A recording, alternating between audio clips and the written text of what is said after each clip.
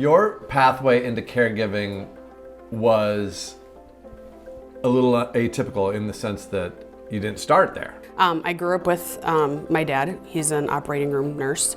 And so I think healthcare was always at the back of my mind, but I didn't have enough experience with it to know that's exactly what I wanted to do. So I initially went to college and got my bachelor's in business administration. Okay. Had big hopes and dreams to move out to New York City and have my own business. And after I was laid off, I moved back home and thought, I don't think that's what I want. I think I want to stay close to the country, close to my parents. And so I started out as a CNA and got my TMA, got my LPN, and now I'm a registered nurse. What was it about it that made you think that maybe? I think it was the relationships that I formed with people, not just the patients that I had, but with their families as well.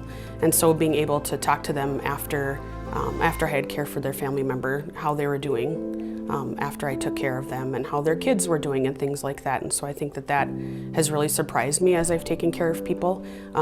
I've had more opportunities to meet more people and be involved in the community than I ever realized I probably would. And so I think that long-term care allows you to do that.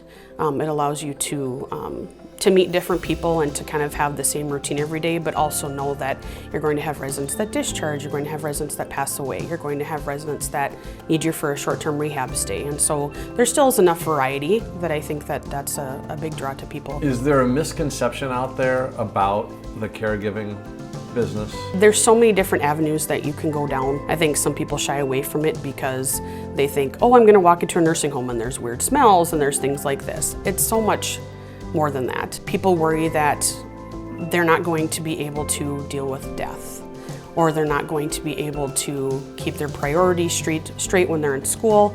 There are so many different opportunities for people to work in long-term care and for your organization to reimburse your schooling, all of those things.